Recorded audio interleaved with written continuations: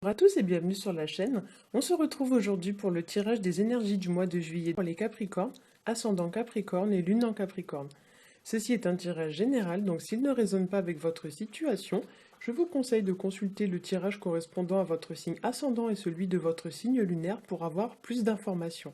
Si vous ne connaissez pas votre signe ascendant ou votre signe lunaire, j'ai mis en barre d'informations des liens qui vous permettront de les calculer. Alors comme d'habitude, ce mois-ci j'ai fait un tirage en 3 cartes au Rider Tarot Deck. La première carte va correspondre au début du mois, la seconde carte va correspondre au milieu du mois et la dernière carte va correspondre à la fin du mois. Donc on va commencer tout de suite avec la première carte que j'ai tirée pour vous. Il s'agit de la carte du chariot qui va nous parler de succès, de réussite. Ça nous parle de s'engager clairement dans une direction vis-à-vis d'une situation, de prendre la bonne décision ou alors d'atteindre un objectif. Avec le chariot, il y a également l'idée de reprendre en main les rênes de sa vie, c'est-à-dire d'en reprendre le contrôle. Pour certains, le chariot, ça pourrait évoquer aussi un déplacement, un départ, un voyage, ou alors encore l'arrivée d'une personne dans votre vie. Ça peut représenter aussi l'idée qu'une personne va peut-être venir vous rendre visite. Le chariot est aussi assimilé très souvent au déménagement, aux mutations professionnelles et à toutes sortes de situations dans lesquelles on doit quitter soit une maison, soit une entreprise. La carte du chariot, c'est aussi une carte qui va venir vous indiquer l'idée de garder une certaine cohérence entre ce que vous pensez, ce que vous faites et ce que vous dites, avec l'idée qu'il ne faut pas dire par exemple oui si vous pensez non. Donc il y a l'idée un petit peu de mettre une certaine forme de cohérence dans sa vie, hein, de remettre une forme d'équilibre dans sa vie, de ne pas dire par exemple des choses qu'on ne pense pas. Il y a l'idée d'être vraiment très honnête, voilà, on appelle ça être aligné en fait. C'est vraiment l'idée de d'aligner sur le même plan ce que l'on pense, ce que l'on fait, ce que l'on dit, hein. Pour certains, vous pourriez aussi découvrir quelque chose. Il pourrait y avoir une situation qui soit révélée à vous avec la carte du chariot, puisque toutes les cartes dans lesquelles il y a un voile, et on en aperçoit un ici, donc par exemple c'est le cas sur la carte de la papesse et la carte de la justice, il y a l'idée que peut-être il y a quelque chose. Alors il y a deux possibilités. Soit vous allez avoir quelque chose qui va être révélé ce mois-ci, soit il y a quelque chose en fait qui se passe un peu dans votre dos et du coup ça va vous avertir un petit peu de garder l'œil ouvert, on va dire ça comme ça, de façon voilà à vraiment pouvoir essayer de faire preuve d'une certaine forme de discernement, hein. La carte du chariot aussi vraiment va vous inviter à ne pas vous éparpiller. Il y a vraiment l'idée de se canaliser avec cette carte, vraiment de ne pas se dissiper, de ne pas aller à droite et à gauche. Donc vraiment l'idée est de garder vraiment le droit chemin. Pour certains, sur le plan sentimental, relationnel, souvent le chariot dans les rapports, enfin dans les tirages sentimentaux, c'est clairement c'est la relation d'un soir, hein. C'est la relation qui n'est pas sérieuse. Une personne qui va voir à droite à gauche comme ça, c'est pas très sérieux quoi. Donc effectivement, comme on a la carte du diable dans le même tirage, et que le diable, lui, va nous parler plutôt de relations charnelles, de relations fusionnelles, il est possible ce mois-ci que certains d'entre vous fassent des rencontres de ce style-là. Voilà. Donc du coup, oui, à vous voilà, de faire preuve quand même d'une certaine forme de discernement et de pas vous éparpiller, hein. Alors, la carte située juste à côté, qui est la carte de la roue de fortune, va nous parler, elle, de la fin d'un cycle et du début d'un nouveau cycle. Ça nous parle aussi des aléas de la vie, donc avec ses bons et ses mauvais côtés, et avec l'idée qu'on doit, tant bien que mal, s'adapter au changement, même si parfois ce n'est pas toujours facile à faire, hein. Cette carte, elle vous dit un petit peu qu'après la pluie vient le beau temps, hein, et que du coup, il n'y a pas lieu forcément de s'inquiéter plus que ça. Après une période difficile, souvent s'ensuit une période quand même beaucoup plus facile. Alors cette carte, elle va vous dire aussi que dans certains aspects positifs, il y a une période de chance ou une opportunité qui est à saisir. Il y a l'idée un petit peu de ne pas laisser passer sa chance avec cette carte, parce que des fois les opportunités ne se représentent pas deux fois, donc il ne faut pas rater le coche. Dans ces aspects un peu moins positifs, on peut parler d'une malchance. Il peut y avoir une tuile, entre guillemets, qui va vous tomber dessus ce mois-ci. Ou alors ça peut être une personne qui n'arrive pas à surmonter les défis que la vie vous offre, hein, qui baisse les bras, qui se décourage, qui n'avance pas parce qu'elle est vraiment bloquée, soit sur son passé, ou soit elle n'a pas vraiment la mentalité faite pour avancer. Elle se décourage. Elle se dit ah je suis pas capable donc j'y arriverai pas donc ça sert à rien que je fasse des efforts ou ce genre de choses. Donc il y a l'idée quand même voilà de se remettre un peu sur les rails quand même, hein. C'est vraiment avec ces deux premières cartes, c'est vraiment ça l'idée, c'est on se remet sur les rails. Avec la carte de la roue de fortune, on peut y voir une notion aussi de temps très importante, puisqu'on peut voir cette carte comme une montre qui tourne, donc c'est vraiment l'idée du temps qui passe. Peut-être que pour certains, vous allez avoir une certaine forme de nostalgie vis-à-vis du temps qui passe ce mois-ci, ou alors il va être question d'une situation en lien avec le temps. Par exemple, je sais pas moi, par exemple, vous avez un travail à rendre dans un délai précis et puis vous allez avoir du retard ou vous n'allez pas pouvoir faire les choses en temps et en heure. Il y a vraiment quelque chose lié au temps, alors peu importe ce que ça va être, ça peut être plein de choses différentes, mais il est possible qu'il y ait une situation en lien avec le temps. Ça peut aussi être une situation dans laquelle, puisque cette carte, voilà, on peut la voir aussi comme une boussole, dans laquelle vous allez être amené soit à faire un déplacement, soit dans laquelle vous allez en fait être amené à, on va dire, à donner un sens à votre vie. En fait, il y a l'idée un petit peu de prendre la boussole et de dire, voilà, maintenant je vais dans telle direction et je change plus d'avis, quoi. Pour certains aussi, la carte de la route de fortune, ça peut représenter tous les types de changements qu'une personne peut mettre en place dans sa vie. Alors, soit c'est vous qui êtes à l'origine du changement, soit c'est une personne qui est à l'origine du changement. Et du coup, cette personne prend une décision qui va vous impacter.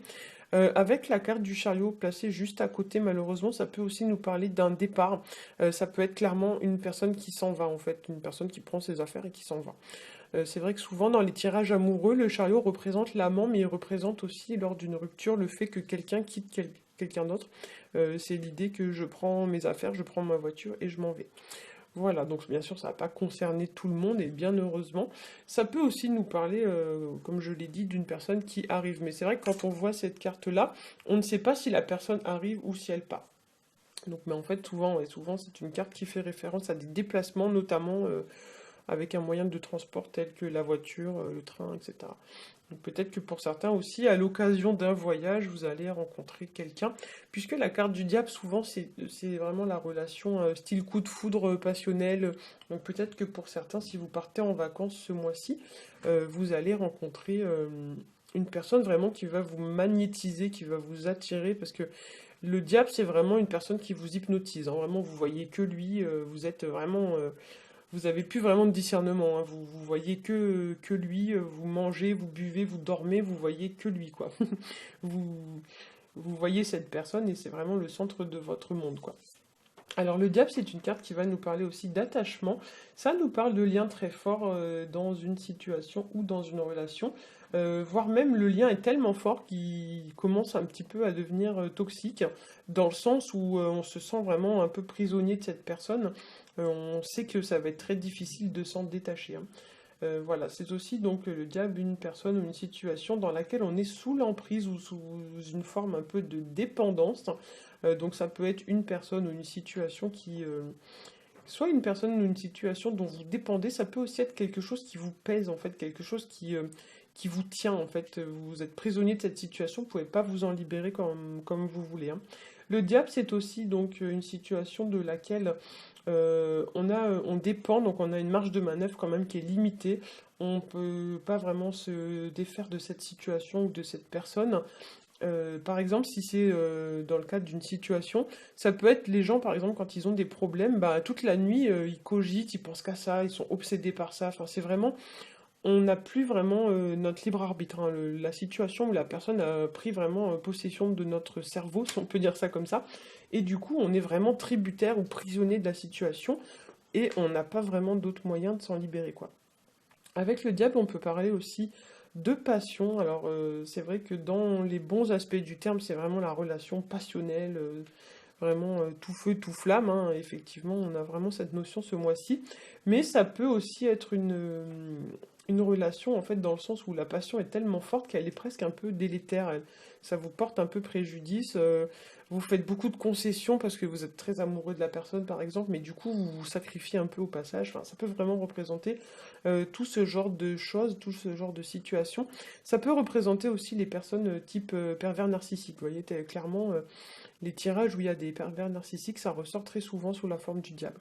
Le diable, ça peut représenter également des personnes ou des situations qui vous mettent entre guillemets un peu à genoux. Donc c'est la personne ou la situation qui vous contrôle, qui vous obsède, qui vous domine, qui pèse sur vous d'une façon ou d'une autre. Donc voilà, ça peut être un problème d'argent, voilà, un problème relationnel, sentimental. Ça peut être aussi les gens qui se font toute une montagne d'un problème, alors qu'en fait le problème est très facile à résoudre. Mais du coup, certaines personnes sont un petit peu habituées à se monter la tête et à se noyer en fait dans un verre d'eau. Effectivement, ce genre de personne peut aussi être représentée par la carte du diable. La carte du diable peut aussi représenter les excès en tout genre, notamment les addictions, les dépendances à l'argent, à la drogue ou à l'alcool, etc. Ça peut nous parler aussi d'être accro, donc soit on est accro à quelque chose, soit on est accro à quelqu'un. Voilà, ou alors il y a une situation, comme je l'ai dit, qui vous prend le contrôle, qui prend le contrôle de vous, qui vous obsède. Par exemple, un problème d'argent, quelque chose comme ça. C'est aussi voilà, une situation dans laquelle on sait que la situation n'est pas bonne, qu'elle n'est pas saine, que ça mène à rien. Pour autant, on reste. Ça, c'est clairement le genre de situation qui va être représentée par la carte du diable. On sait que c'est mauvais pour nous, mais on n'a pas la capacité et la force mentale et physique de mettre un terme à cette situation, et du coup, on la subit, alors qu'on sait très bien que ça va mener à rien et que ça va nous faire beaucoup de mal.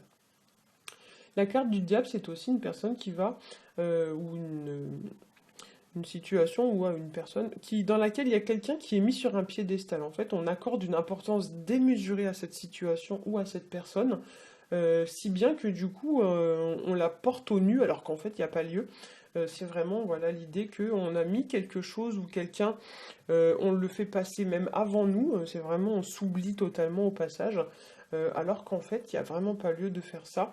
Et dans ce cas, effectivement, il y a besoin un petit peu dans cette situation de restaurer une forme un petit peu d'équité ou d'équilibre, je sais pas comment on peut dire ça, mais souvent, oui, c'est des gens, oui, par exemple, dans le cadre d'une relation sentimentale, si vous êtes une femme et que vous avez rencontré quelqu'un, cette personne, il ne faut pas qu'elle soit au bout de 2 jours le centre de votre monde. Il ne faut pas que dès qu'elle vous appelle, vous cessez tout ce que vous êtes en train de faire pour lui répondre. Il y a vraiment l'idée ouais, que c'est une personne qui a pris le contrôle de vous, vous n'êtes plus vous-même, vous n'êtes plus libre de vos choix, de vos décisions. Admettons, vous aviez prévu quelque chose et puis la personne, elle vous dit, bah tiens, annule ce que tu as prévu, puis on va faire ça. Vous n'êtes pas obligé forcément d'annuler, vous pouvez aussi dire, bah non, désolé, j'ai prévu quelque chose. Il y a l'idée un petit peu, voilà, que c'est vous qui devez prendre les rênes de votre main et on a vraiment cette notion dans la carte du chariot, puisque si vous regardez le personnage qui est sur la carte du chariot, il avance, mais il n'a pas les rênes dans les mains en fait. Donc le chariot, il peut aller un petit peu où il veut finalement. Donc c'est vrai qu'avec ces deux cartes-là qui sont placées de part et d'autre du tirage, ça donne l'impression que pour certains, c'est pas vous qui contrôlez votre vie, c'est soit une situation qui contrôle votre vie et qui la domine, soit c'est carrément une personne et vous avez clairement donné les rênes à cette personne pour qu'elle dirige votre vie à votre place.